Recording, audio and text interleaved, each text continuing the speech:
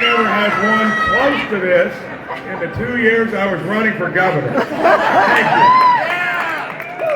you. So we know what the day is.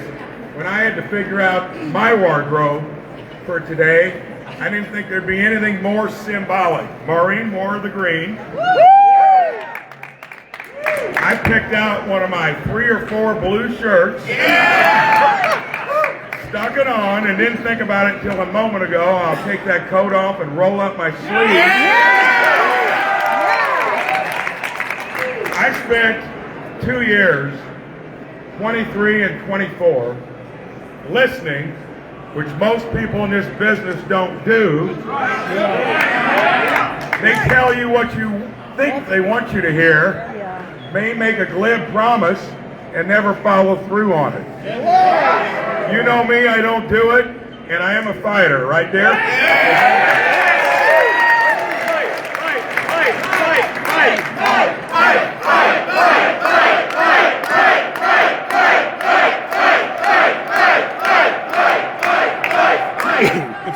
I'm sorry. And all that you're asking is that you want to keep more of your own money.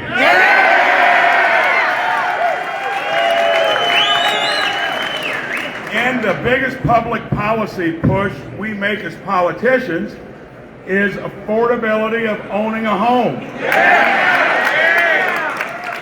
So how does it make sense that you wouldn't keep under control the governments that we do want to be healthy, but we don't want them to be so healthy that they flood you with all kinds of spending, and then they want your taxes to go up. And then finally, when you get your mortgage paid off, you got to worry about a property tax bill that may shove you out of your home.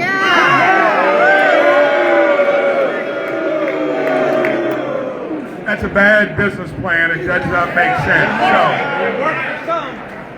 So I campaigned on this, made it the #1 issue. The voice of WIBC, Kendall, Casey.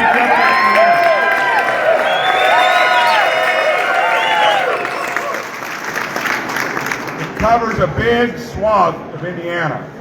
And I so often hear from the folks we need to get their minds right about real property tax relief. They say they're not hearing it. Well, they're going to be hearing it after today.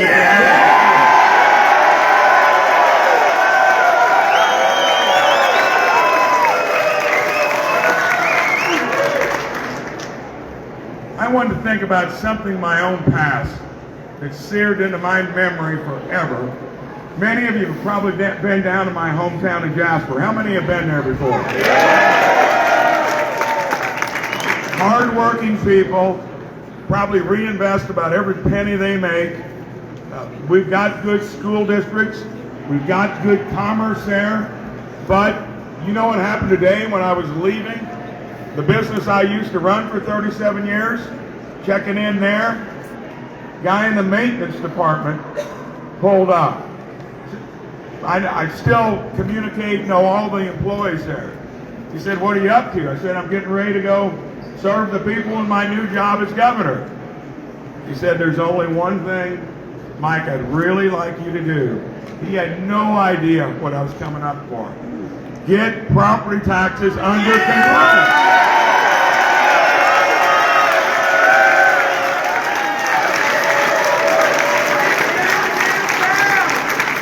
Then I drift back almost 20 years ago when my lovely wife here gets the phone call to be on our local school board.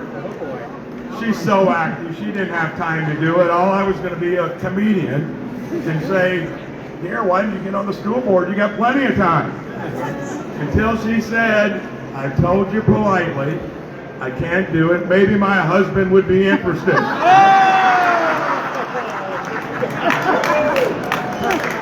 Had she not done that, likely I wouldn't be standing here today. So give it up for her.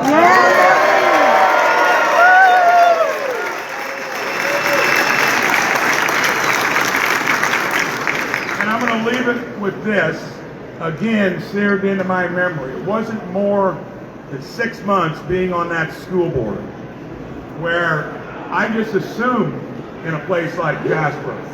There wouldn't be any issues. We were saying no to nothing.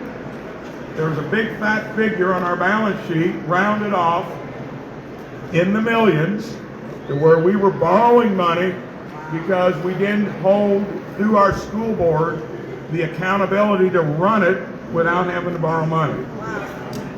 Get a request from our middle school, which had been built not too, it hadn't been there that long. The bleachers need to be replaced, $16,000. Well, that's not chump change in my mind. I said somebody ought to go out and take a look at what's wrong with the bleachers. Some piece of equipment ran into it, destroyed by the weather. So the other board member, who was semi-retired, he went out and took a look. He said, Mike, you're not going to believe it. The paint is peeling. But we had a requisition for new bleachers.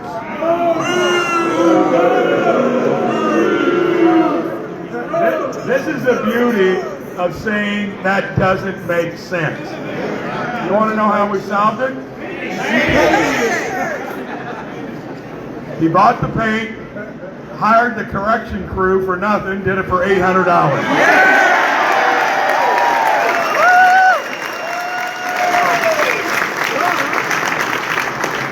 I'm asking this state government to get back on track and run itself efficiently. It's not like we're asking locals and school districts to do anything more. Government should be most powerful at the local level,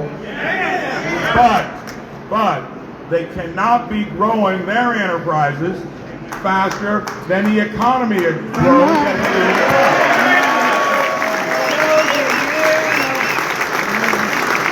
So one of the most reasonable individuals you'll ever meet, Rob Kendall,